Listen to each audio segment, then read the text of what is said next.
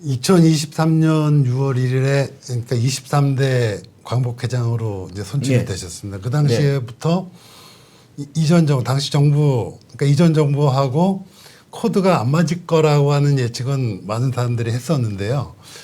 그런 예측에도 불구하고 광복회장으로 선출되었다면 무슨 이유가 있을까요? 저는 솔직한 얘기로 이 윤석열 정부에 대해서 많이 기대했습니다. 예.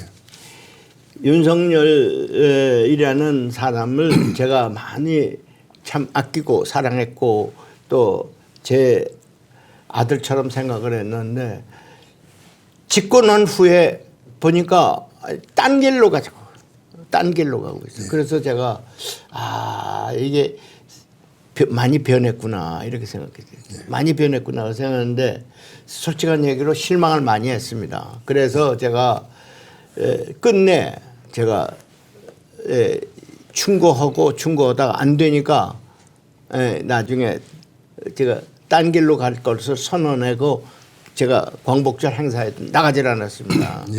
예. 그래서 지금도 그 길이 옳지 않다고 저는 생각이 되기 때문에 옳지 않은 길을 가기 때문에 저렇게 고난의 시간을 갖는구나 하는 생각을 해서 안타깝게 생각합니다. 그런데 그 순간에 저는 이재명 대통령과 대화할 수 있는 그런 기회가 있었는데 저는 글쎄요. 이재명 대통령 당신은 비록 이 아주 어려운 가운데에서 대통령이 됐는데 안 될 사람이 됐는데 그것이 어떠면은 당신을 더 잘 명 대통령으로 갈 수 있는 하나의 소지가 된다. 제가 그랬습니다. 아브라함 링컨이 가장 어려울 때 대통령이 됐다. 흑수저 출신이고 아무것도 가진 것이 없고 지지하는 사람도 없었다. 그런데도 불구하고 그 사람이 남북 전쟁을 말하자면 성공적으로 승리로 이끌고 승리만 이끈 것이 아니라 남북을 화해시키는 당신의 생명을 걸고 화해시키는 그 역할을 했다는 것에 대해서는 높이 평가한다. 그러한 것을 조금 본받았으면 좋겠다는 얘기를 했습니다. 예. 그 광복회장으로서 2년 6개월 이제 되셨는데요. 예. 재임하시면서 가장 놀랐던 사건 혹은 경험 있다면 어떤 게 있을까요? 제가 제일 충격을 받은 거는 역사하시는 모든 것을 다 뉴라이트식을 바꿔요. 그리고 어느 날 딱 뭐라고 얘기하냐면 독립운동을 해서 우리 광복 찾은 거 아니요. 2차 대전에 연합국이 승리해서 우리는 덤으로 받은 거라고, 선물로 받은 거라고. 전 그 딱 얘기를 할 때 제가 이젠 결별이다. 그래서 그것이 가장 저에겐 고통스러운 거고 가장 분노를 느끼게 한 부분입니다.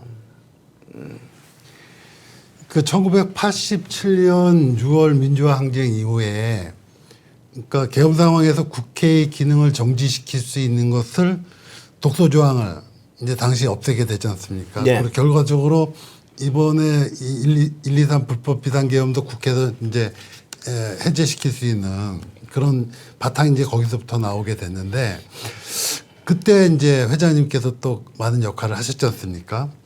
그때 당시에 그렇게 개편하게 된 배경이 있다면은 뭐 혹시 기억나시는 게 있으신지? 예, 87년은 네, 그렇죠. 지금 헌법에 만들었던 데가 87년입니다. 87년에는 소위 민주화 헌법을 만드는 시기였었어요. 그래서 가장 중요한 대목이 두 가지가 있었어요. 하나는 뭐냐? 군부 정권에서는 전부 임시정부를 부인하는 겁니다. 임시정부란 말이 없습니다.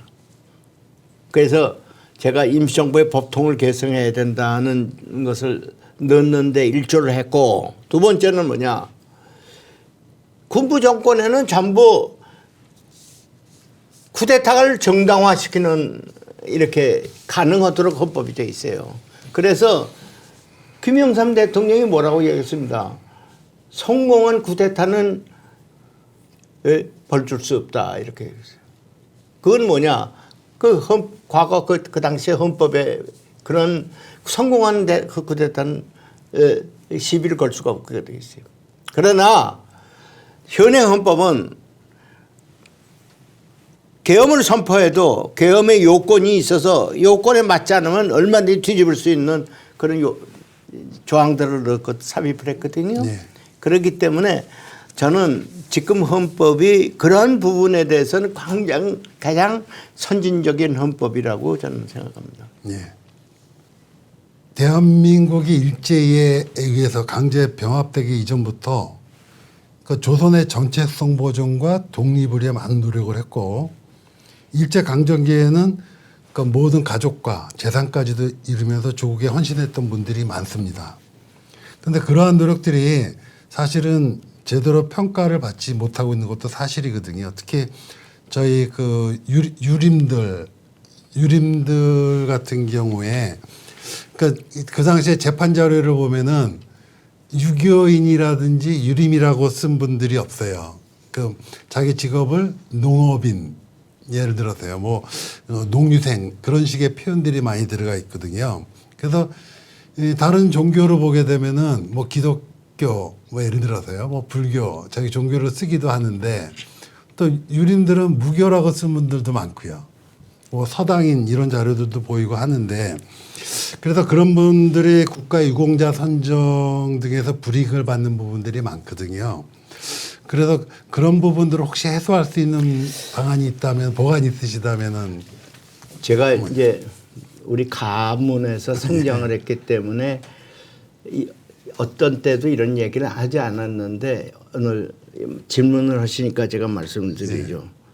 사실 조선조가 기울어졌었을 때 상당히 많은 분들이 승유 억부를 해서 그렇다 하는 지적을 많이 했습니다. 유교를 숭상하고 불교를 억압한 것 때문에 그렇다. 그러니까 승유 억불. 특히 저의 할아버지는 처음부터 성리학에 대한 굉장한 거부감을 가졌었어요. 그래서 그 양반은 양명학을 시작했어요. 양명은 그 당시에 이단 시대였었어요. 그래서 강화도에 양명학 쪽에 많이 가셨어요. 그래서 만주로 독립운동 이동할 때 양명학 파들이 많이 같이 동행을 했어요. 그러면 저는 학문적으로 잘 모릅니다. 근데 들은 걸로 얘기를 하면 성리학은 뭐냐? 경물, 치지, 성의, 정심, 치국, 평천하, 수신, 제가, 제국, 평천하 이 모든 것이 하나의 이치인데 그 이치는 따로 있었다 이거죠. 따로 하나 있었을 거고 인간의 성은 이건 이치고 심성은 그걸 배움으로써 그런 데에 대해서 아주 완벽한 인간이 되자 하는 쪽이고 우리 할아버지가 주장하는 것은 아니 그게 따로 있는 게 아니라 인간 본성에 있다. 성과 이가 따로 있는 게 아니라 그런 이 경무를 하고 치지, 이 정심 이것이 다 내 마음속에 있는 건데 이거를 개발함으로써 돼야지 개발하지 않고 따라만 간다고 되는 건 아니다. 이게 차이가 있었어요. 우리 이제 할아버지는 그쪽이 강했어요. 그래서 우리 집안의 일종의 전통은 인간을 믿자. 인간이 이걸 다 가지고 있는 것을 믿자. 이것이고 우리 같은 집안이라도 이제 성제 이시영 가문은 쪽은 아니다. 이는 따로 있다. 성이 그걸 따라가야 되는 거다. 이렇게 조금 형제간에도 좀 이 언쟁이 있고 뭐랄까 논쟁이 있었어요. 근데 저는 이제 할아버지 쪽에 가깝습니다. 난 그게 우리 할아버지가 얘기하는 것이 옳다고 생각해요. 그래서 그분은 예를 들면 인간의 본성에 어긋나는 것은 하지 말아야 된다. 그래서 그 양반은 노비 해방도 했고 또 누이 동생이 시집을 보냈는데 과부가 됐어요. 바로 매부가 금방 죽었어요. 그러니까 장사를 치러 가지고서 그 재혼을 시켜버렸어요. 그 당신도 재혼을 했어요. 어? 예. 이저 정상 과부 재혼 후 이런 것을 행동으로 다 했어요. 이 양반이. 그래서 저는 참 용기 있는 분이다. 그 당시 그 사회에서는 굉장히 용기가 있는 처신인데 그걸 감행을 하셨구나 하는 걸 생각을 했는데 조금 그런 것을 제가 동경하는 쪽이에요. 그래서 저는 그래서 독립선언할 때 김창수 선생은 물론 참여할 수 있었지만은 저 집에 어머니 돌아가셔서 3년상을 치르느라고 참여를 못했단 말이죠. 그러니까 나중에 파리 장사를 쓰신 거 아닙니까? 네. 그래서 저는 그 당시에 유교에 대한 생각이 아직까지 지금도 남아 있어서 이 조금 이렇게 저항을 하는 그런 부분이 아직도 지금 남아 있다 이렇게 생각해서 이 유교도 내부에 어떤 변혁이 있어야 될 것 같다 이런 생각이 들었습니다. 네, 맞습니다. 이제 과거의 사상 우리가 볼 때 그 시대 속에서 들여다봐야 되는데 그리고 그 시대 속에서 가치를 찾고 지금 계승 발전시키는 게 중요하다고 생각을 합니다. 예를 들어서 성리학 같은 경우에 그 당시에 그들은 탄압을 받았죠. 네.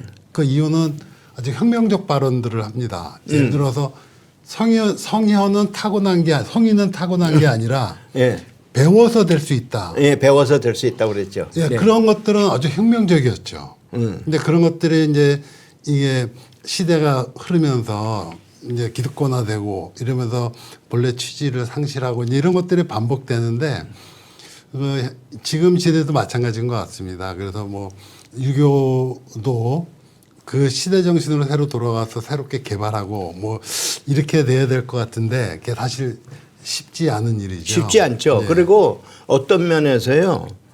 그것을 지키면서 이렇게 개혁을 하는 것이 한국의 보수주의입니다. 예. 나는 지금 한국의 뉴라이트를 보수주의인데 그건 아니에요. 보수주의는 자기의 가치를 지키는 것이 보수주의인데 어떻게 일본의 것을 갖다가 자기네 것으로 만드는 것을 보수주의라고 할 수 있어요. 그건 아니거든요. 그러니까 저는 진정한 보수주의는 거기 성균관에서 나와야 되는 그 가치를 뭐라고 보고 있죠. 예. 이제 저희들이 얘기할 때 오해라고 하는 부분이 이런 부분입니다. 이제 많은 또 사람들이 또 그런 얘기를 쉽게 해요. 예를 들어 이제 우리가 법치주의가 구현되지 않은 게 유교의 인치 때문이다. 뭐 이런 식의 하면서 유교를 비난해 온 사람들이 있습니다. 그런데 유교의 인치로는 유교 정치론의 핵심이거든요. 예. 근데 그거를 인치와 법치를 대비시켜서 그 내용을 잘 모르고 폄훼하고 비난하는 데 쓰인단 말이에요. 그러니까 지금 시대도 딱 들어맞죠. 법은 갖춰져 있고 그 법을 다루는 사람이 문제다라는 게 유교 정치론의 핵심인데 그런 오해들을 아직도 많이 불식을 못 시키는 것 같습니다. 그래서 그런 노력들도 유교권에서도 많이 해야 되겠죠. 예, 성균관도 마찬가지고요. 지금 이제 이 일부 이제 교육기관, 독립기념관이라든지 각각 역사기관들의 지금 대표자로 되어 있는 기관장으로 되어 있는 분들의 발언들이 많은 문제를 일으키고 있지 않습니까? 그래서 뭐 독립기념관 등 이제 항일 독립운동 관련 기관들이 앞으로 어떻게 개편돼야 될 거라고 생각하시는지요?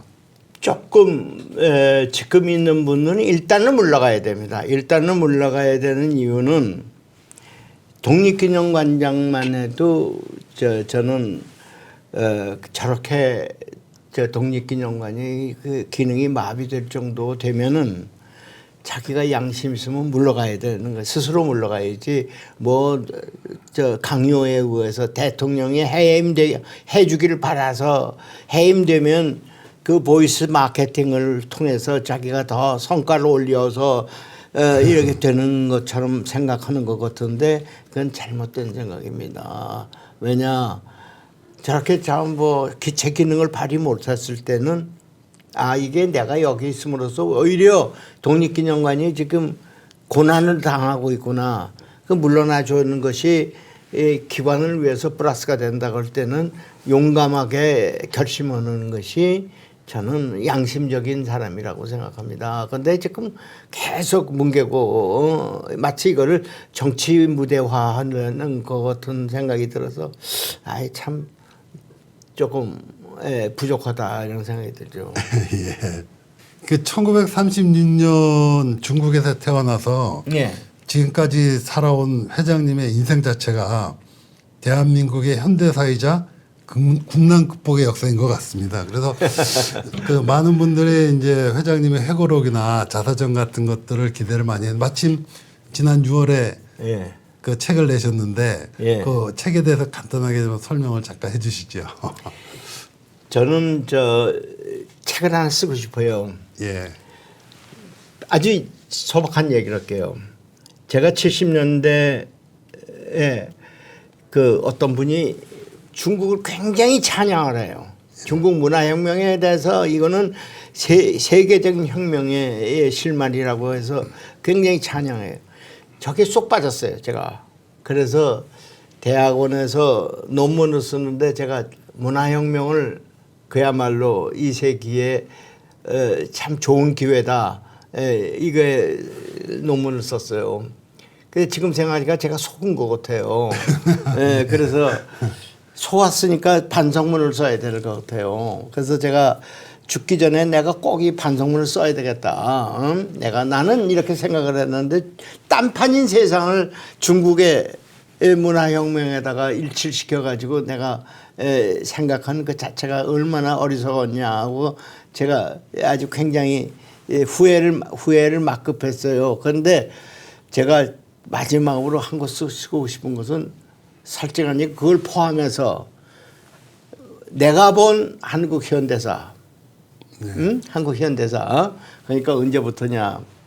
길게 잡으면 을사늑약부터 시작했지만 짧게 잡으면 해방 이후의 역사부터 시작해서 이렇게 굴러가는 속에서의 역사를 정직하게 한번 쓰고 싶다 이렇게 생각하고 있습니다. 그런데 제가 제 건강이 그 허락을 할지 그걸 잘 모르겠습니다만 하여튼 쓰다가 죽더라도 쓰고 싶습니다. 예. 마지막으로 이 시대의 정치 지도자들 그리고 또 특히 그 미래를 열어가는 젊은 후속 세대들에게 그 꼭 하시고 싶은 말씀이 있으시면은 저는 예. 정말 저 현재 있는 지도자라든가 이런 분들에게 김대중 대통령이 나에게 한 말을 조금 옮기고 싶습니다. 하나, 이상 높게 갔되 접근하는 방법은 상인이 정신을 배워라. 이게 장사하는 사람은 함부로 이렇게 하지 않거든요. 믿지면 안 되니까요. 그러니까 그런 것을 한번 좀 배웠으면 좋겠다. 그러니까 이상은 높게 갔대. 그 접근하는 방법은 장사꾼이 장사하듯이 해라 이거죠. 그러니까 너무 무리하게 한 번에 몰고 바꾸겠다 이런 생각하지 말라는 얘기고. 두 번째, 현실에 맞게 이거 변용을 해도 좋다 이게. 이상이 높으면 변용해도 좋다 이거죠. 이상을 잃어버려가면서 변용하라는 얘기가 아니 이상은 그 이상대로 갔대 변용하는 건 좋다 이거지고. 세 번째는 뭐냐? 국민이 따라오도록 해라 이게. 이 입으로 가면 국민이 못 따라와. 그다음부터는 이 국민과 유리가 돼서 아무것도 못한다. 반보만 앞으로 가라.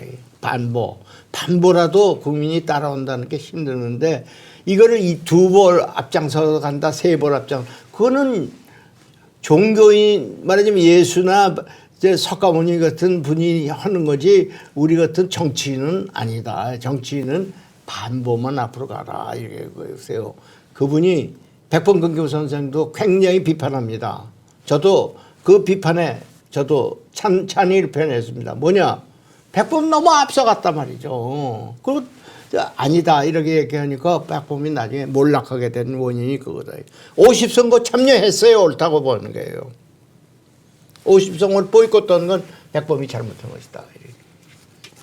예. 저는 그런 융통성 이상을 높게 갔대 아주 현실적으로 접근하라 하는 얘기는 제게 뇌리에 아주 생생하게 남아 있습니다. 예, 예. 예, 감사합니다. 감사합니다. 오늘도 뭐 인터뷰에 응해주셔서 감사드리고요. 늘 건강하시기 바랍니다. 예, 감사합니다.